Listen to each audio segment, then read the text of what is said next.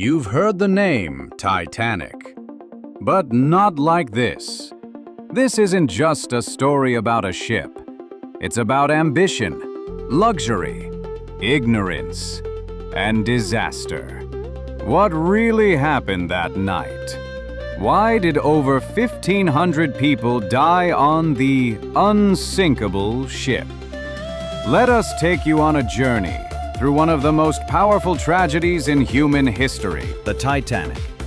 A story of pride, tragedy, and history. Part 1. A dream begins. At the dawn of the 20th century, the world was changing.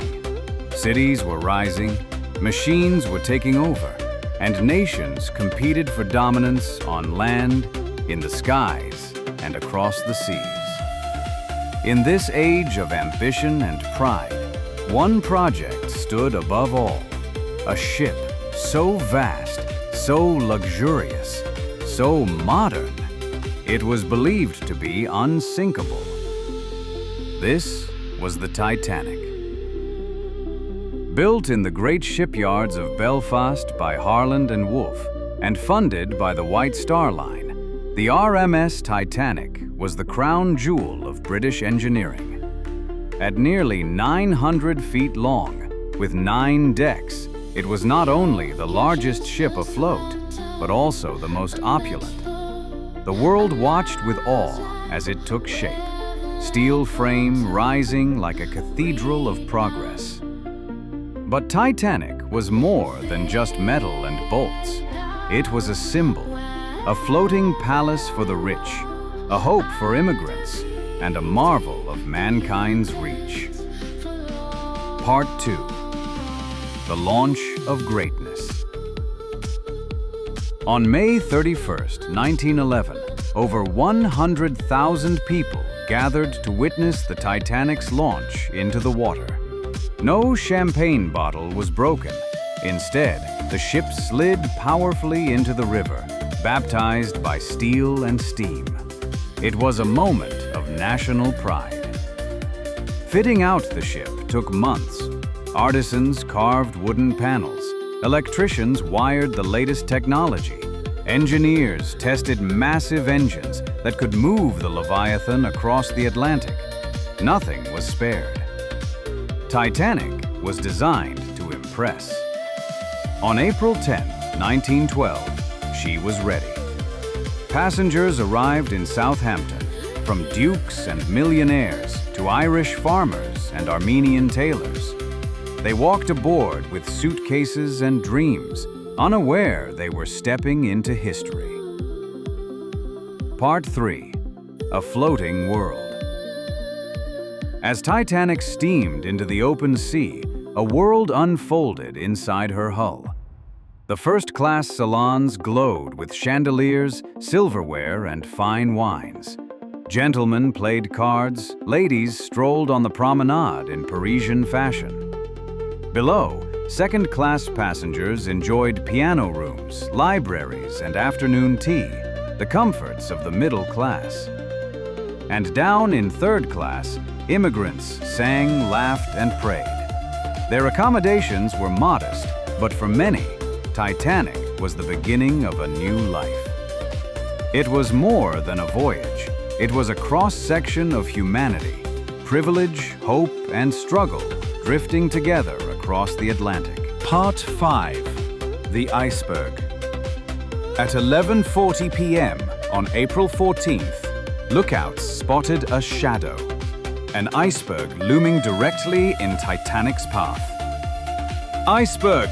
Right ahead! First Officer Murdoch ordered a sharp turn and full reverse. But a ship that size couldn't pivot on a dime. The iceberg scraped along the starboard side, tearing into the hull. To many aboard, it felt like a mere jolt. In the control room, water began flooding the lower compartments. Titanic was wounded. Fatally. Part 6. Impact and Chaos.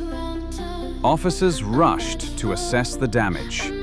Thomas Andrews, the ship's designer, realized the truth. Titanic would sink. Lifeboats were readied, but there weren't enough. As passengers stirred in confusion, stewards calmly told them to dress and go on deck. Some laughed, refusing to believe the danger.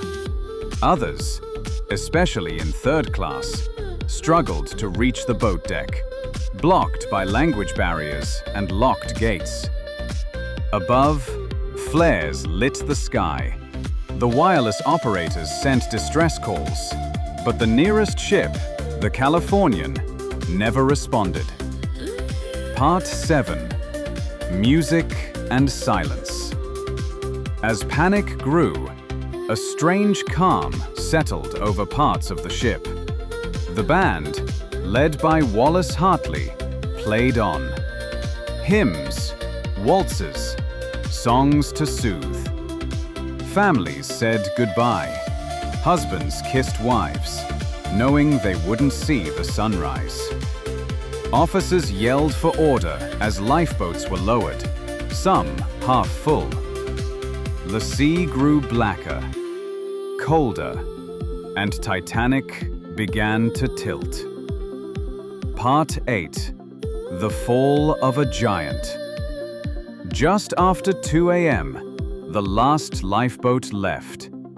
Hundreds remained on board. Titanic's lights flickered. The bow dipped underwater. Those still on deck clung to railings. Some jumped. Others prayed.